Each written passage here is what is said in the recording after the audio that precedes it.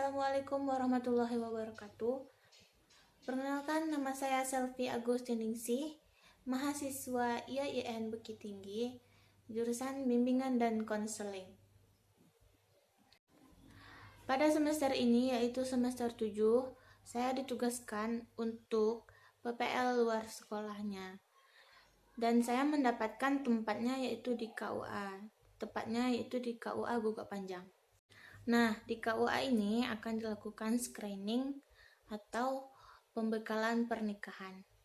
Nah, pada kali ini saya akan membagikan video tentang layanan yang akan diberikan di KUA. Layanan tersebut adalah layanan dasar terkait tentang pembekalan yang harus dilakukan oleh pasangan calon dari pengantin.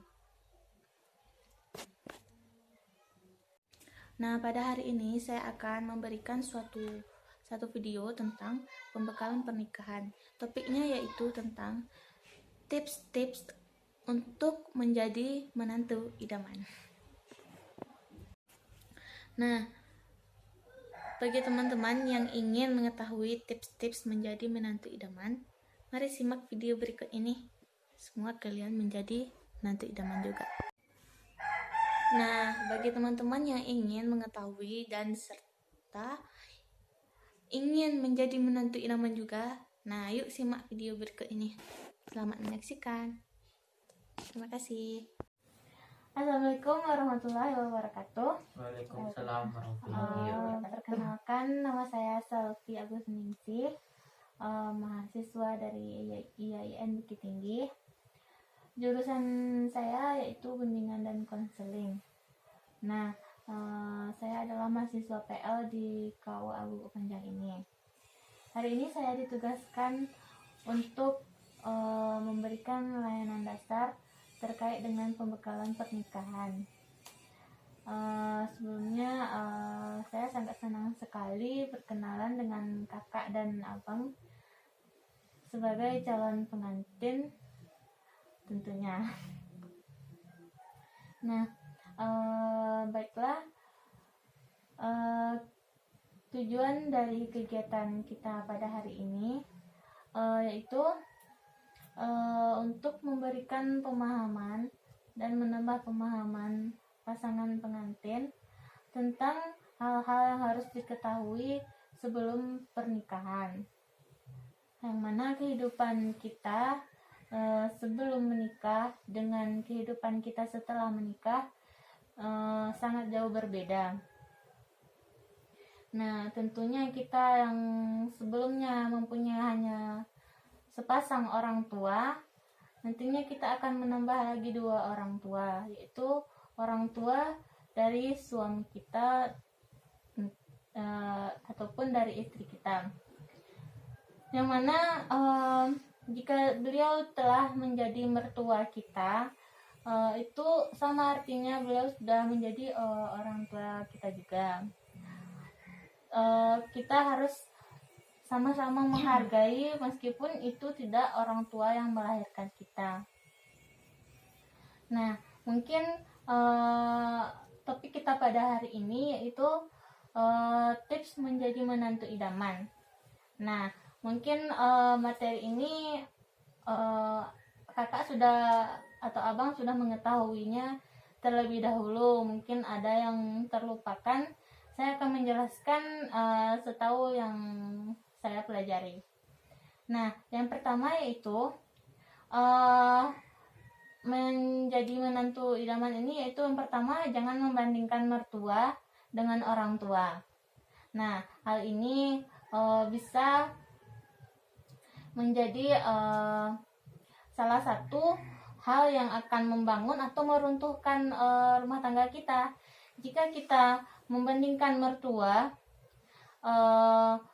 misalkan mertua kakak mungkin tidak kurang atau kakak sukai, lalu kakak bandingkan dengan orang tua kakak sendiri, yang itu akan membuat hubungan antara kakak dengan mertua kakak menjadi buruk.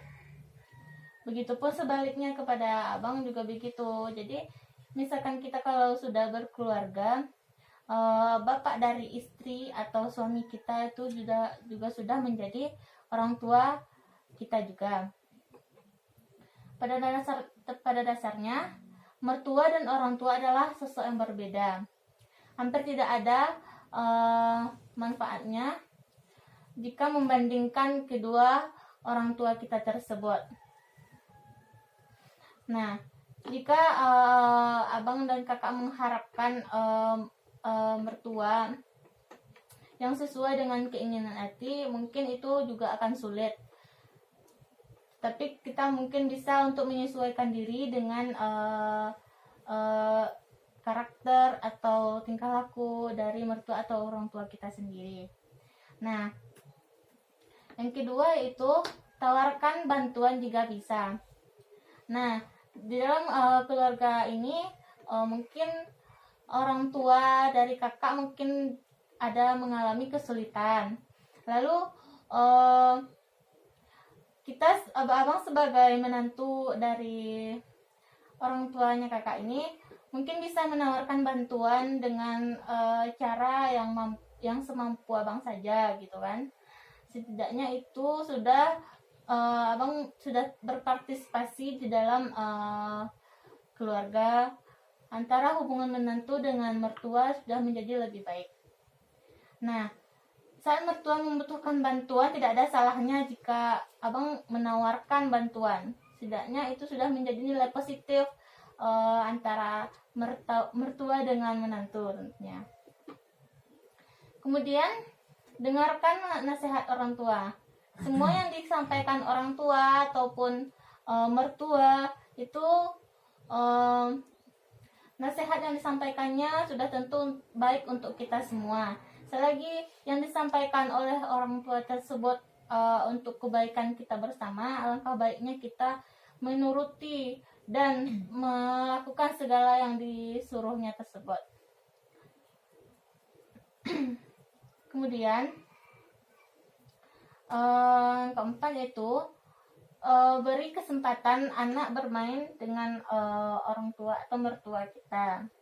Mungkin ada nanti kakak atau abang setelah menikah mungkin ingin jauh dari orang tua, mungkin karena keadaan. Setidaknya abang atau kakak meluangkan waktu untuk orang tua untuk bermain dengan anak kita. Itu untuk membuat orang tua merasakan bahagianya juga mempunyai seorang cucu. Yang kelima yaitu jaga komunikasi yang baik. Kita sebagai seorang menantu harusnya lebih mengerti, lebih paham akan orang tua yang mungkin jalan pemikirannya atau pemahamannya itu berbeda dari kita. Nah, tentunya kita harus memahami, mengerti tentang maksud dan tujuan dari yang disampaikan oleh orang tua kita. Jika komunikasi kita tidak baik antara menantu dengan orang tua, mungkin itu akan berefek juga terhadap anaknya juga, bukan begitu Kak? Ya. Nah, jika hubungannya pun baik, itu akan membuat hubungan menjadi lebih harmonis. Kemudian yang keenam yaitu selalu menghormati orang tua. Bagaimana yang telah saya sampaikan di awal tadi, yang mana jika kita sudah menikah, orang tua dari suami kakak itu menjadi orang tua kakak juga. Jadi apapun itu, kakak ingin menyampaikan apapun atau ingin bercerita ataupun berbagi cerita dengan orang tua pun itu tidak masalah, asalkan komunikasinya tetap baik, agar di dalam rumah tangga hubungan kita dengan mertua itu selalu baik. Kemudian yang ketujuh yaitu lebih peka terhadap sikap orang tua. Mungkin dari kebanyakan yang kita lihat, menantu kadang tidak tahu apa maksud dari yang disampaikan oleh mertua kita. Seharusnya kita sebagai menantu atau menantu kakak atau abang lebih peka terhadap apa yang disampaikan oleh orang tua. Mungkin orang tua kakak mungkin tidak langsung akan membicarakan hal yang ingin disampaikannya. Mungkin terlebih dahulu dia akan menampilkan suatu perbuatan yang mungkin akan membuat abang sadar terlebih dahulu gitu kan. Nah, itu perlunya lebih peka terhadap orang tua. Mungkin karena demikian materi yang saya sampaikan pada hari ini. Apakah kakak dan abang yang ada yang ingin ditanyakan? Saya tidak. Bagaimana kak? Nah, ya. Mungkin saya ingin menanyakan kak, bagaimana komitmen kakak nantinya jika sudah menjadi istri, tentunya menjadi menantu, dan bagaimana komitmen abang jika nantinya sudah menikah akan menjadi juga menantu. Bagaimana kak? Kak duluan? Sebelumnya sih saya terima kasih gitu udah nyampaikan materi tentang gimana cara kita nantinya ibu mertua kita tuh sayang sama kita gitu kan. Banyak sedikitnya saya juga dapat materi tadi jangan membandingkan orang mertua dengan orang tua kita gitu salah satunya kan.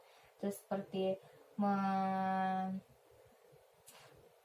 misalnya kalau dia ada butuh bantuan, kita yang menyatakan diri kita mau dibantu gitu, kita yang sukarela gitu kan. Mungkin dengan adanya materi ini saya lebih paham gitu kan, berarti nantinya harus sesuai lah, jangan terjadi hal yang tidak diinginkan, apalagi misalnya sampai ada tidak enak hati dengan mertua kita, sampai salah paham dengan mertua kita gitu.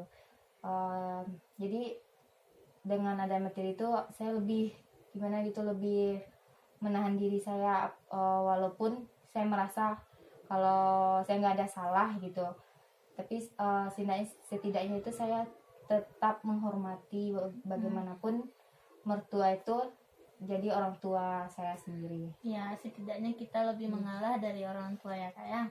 Nah, kemudian kepada abang boleh disampaikan komitmennya nanti jika sudah berkeluarga dan tentunya akan menjadi seorang menantu juga. Ya, kurang lebihnya ya yang seperti disampaikan tadi. Oke, baiklah. Sama